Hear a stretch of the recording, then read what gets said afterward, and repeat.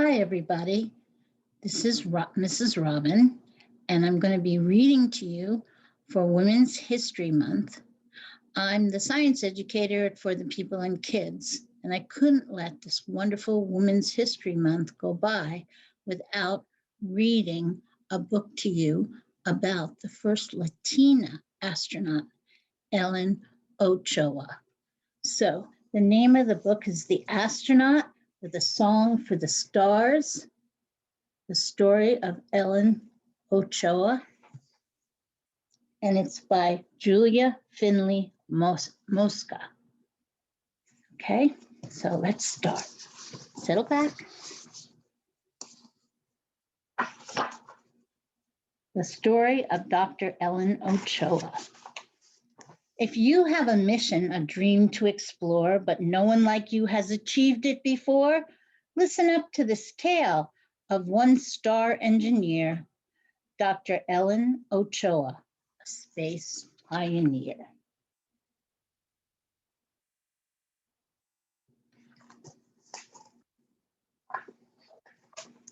In a city, Los Angeles, one fateful day, a baby was born in the spring month of May. This Ellen, you'll find, was no regular girl, yet her future was bright, even out of this world.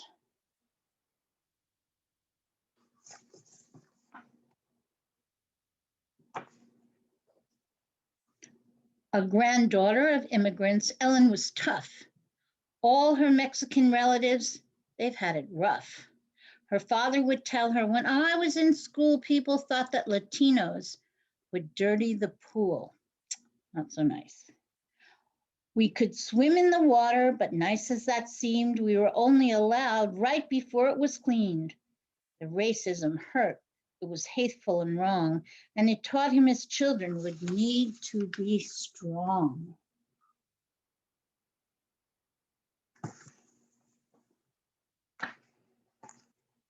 Her mother agreed, and she made it quite clear. If you want to succeed, don't stop learning, my dear. That was easy for Ellen, so smart and astute. The thing that she loved most, playing the classical flute.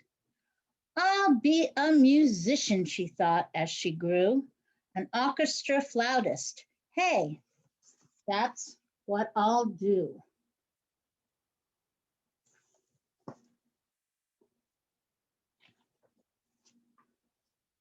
Then in college, she started to think about space. But spacemen were men. That was the case. Unfair that it was, Ellen made up her mind. I can study the shuttles and how they're designed. That's called engineering, her teacher explained. Forget it. The field is for boys, he proclaimed.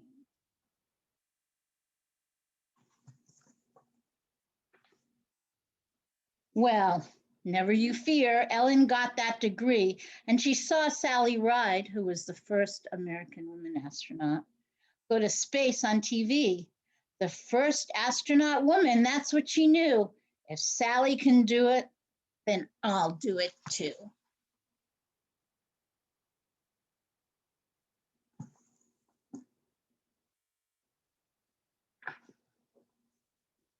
Alas, as you know, life can sometimes be tricky.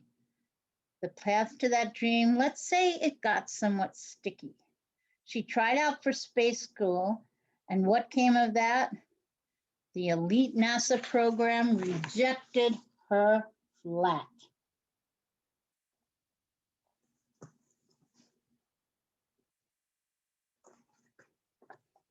Did she stick with her goal?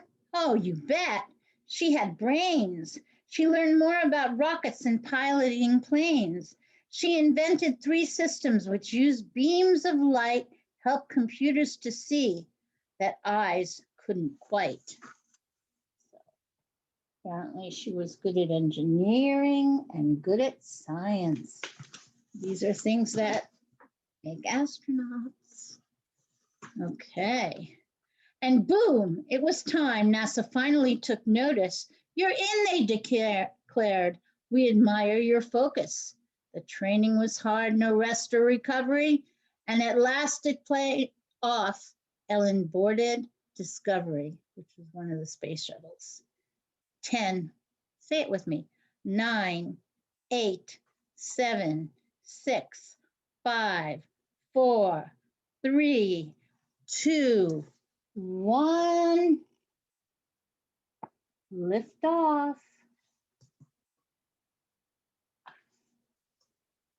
The countdown began. She held with all her might, and then the girl from the City of Angels took flight.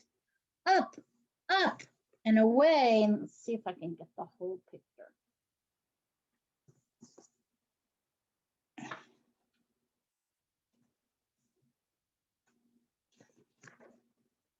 Up higher, they flew. They shot into the sky in the blink of an eye, and they orbited the Earth, green and blue.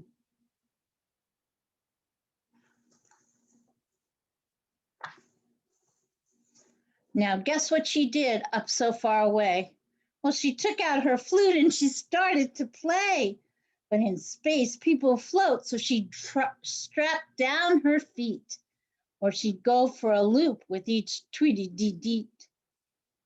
She finished her tune and considered existence, our planet so tiny, from such a great distance. Though few humans had been in this place, she'd done it, the world's first Latina in space. And look carefully down, you see her feet strapped down so she doesn't float while she plays her flute. And there she is, looking at Earth.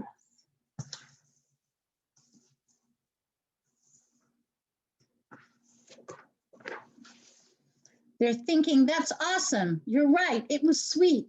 And all of those years of hard work helped her conquer this feat. And because of her skills, NASA needed her more. One mission is stellar, but Ellen did 4. See, the tools that she managed were pretty profound, like the arm that helped astronauts spacewalk around. EVA, extravehicular activity outside the shuttle. She studied the sun and its effects on us here, the climate and harm to our Earth's atmosphere. And there she is on the robotic arm outside the shuttle. The research, of course, brought her so much respect that Johnson Space Center said, Ellen, direct. And she accepted and set one more record to boot, the first director with Latin American roots. So she was invited to be the head of Johnson Space Center. Mission control. Today here on Earth, Ellen has a new mission to bring all of NASA's great deeds recognition. She still plays the flute. When no chill impart, there's a space in this world for both science and art. Yes, all of this wisdom and talent, not small, has won her awards, but one tribute beats all. There are schools with her name, the best honor indeed, since a good education was what helped Ellen succeed.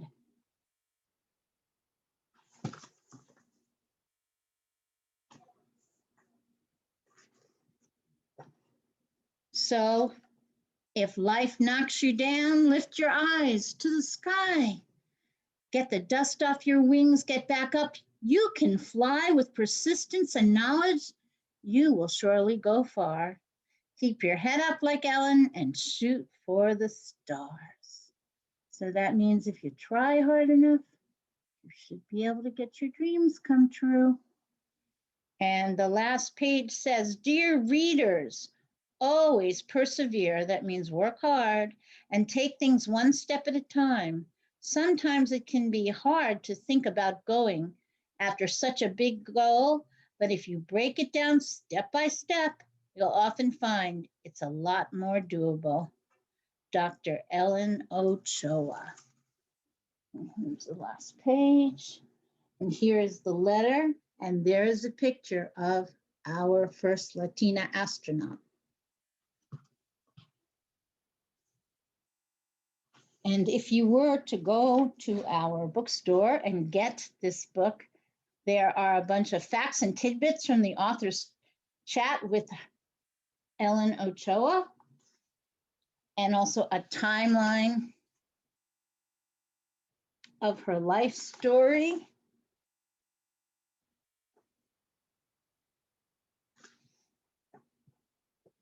And a lot of acknowledgments. And this one says about Ellen Ochoa and that little girl. That's our first Latina astronaut before she knew she was going in space when she was just a little girl. So whatever age you are, think of your dreams, go for it. Thank you for listening. Have a great afternoon. Bye.